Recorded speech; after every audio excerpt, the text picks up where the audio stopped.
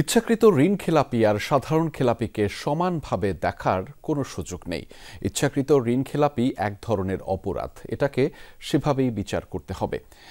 BIBM এর 50 বছর পূর্তির অনুষ্ঠানে এসব কথা বলেছেন বক্তারা। অনুষ্ঠানে বাংলাদেশ ব্যাংকের গভর্নর বলেছেন, ব্যাংকিং খাতে সুশাসন নিশ্চিতে ব্যাংকারদের মধ্যে নৈতিকতা বোধ এবং দায়বদ্ধতা তৈরিতে গুরুত্ব দিতে হবে। শ্রীলঙ্কা আবারও রপ্তানিতে শীর্ষে। বিগত সময়ে সবচেয়ে বেশি অনিয়ম হয়েছে ব্যাংকিং খাতে। ঋণের নামে বের করে নেওয়া হয়েছে হাজার হাজার কোটি টাকা। লুটপাটের কারণে বেশ কয়েকটি ব্যাংকের অবস্থা নাজুক।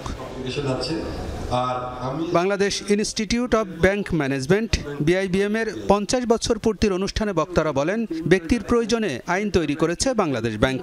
ইচ্ছাকৃত ঋণ খেলাপি আর সাধারণ খেলাপিকে সমানভাবে দেখার কোনো সুযোগ নেই।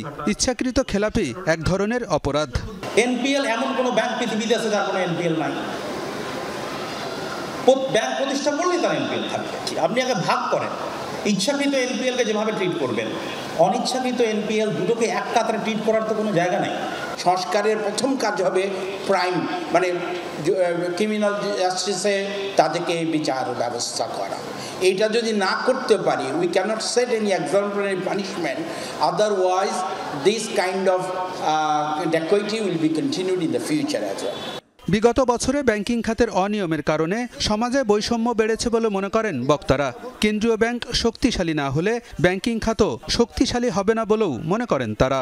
একটা ইন্ডিপেন্ডেন্ট এবং শক্তিশালী একটা সেন্ট্রাল ব্যাংক, কিন্তু আমি যেটা ফিল করি, একটা শক্তিশালী সেন্ট্রাল ব্যাংক ছাড়া কোনো দেশে একটা ব্যাংকিং ব্যবস্থা ঠিকমতো তৈরি হতে পারে। ব্যাংকিং সেক্টরটা ছিল এই বৈষম্য সৃষ্টির একটা সবচেয়ে বড় একটা সূত্র, এবং আমরা শ্বেতপত্রে দেখেছি যে প্রতি বছর বিভিন্ন সূত্র থেকে ব্যাংকিং, বিভিন্ন ধরনের দুর্নীতি, শেয়ার মার্কেট, পদায়ন, নবায়ন সব কিছুর মাধ্যমে গড়ে প্রায় $16 বিলিয়ন দেশের থেকে কিন্তু নিয়ে গেছে।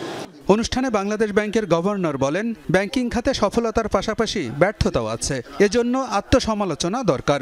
ব্যাংক পরিচালনায় জড়িতদের মধ্যে নৈতিকতা বোধ এবং দায়বদ্ধতা তৈরিতেও গুরুত্ব দেন তিনি। আমি আশা করব আমাদের ব্যাংকিং খাত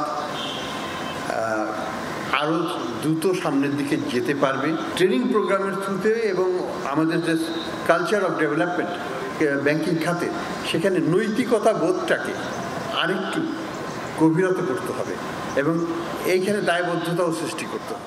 সামনের দিনে চ্যালেঞ্জ মোকাবেলায় জলবায়ু এবং সবুজ অর্থায়ন নিয়ে কাজ করার কথাও বলেন বাংলাদেশ ব্যাংকের গভর্নর। আলমগীর হোসেন, যমুনা নিউজ, ঢাকা।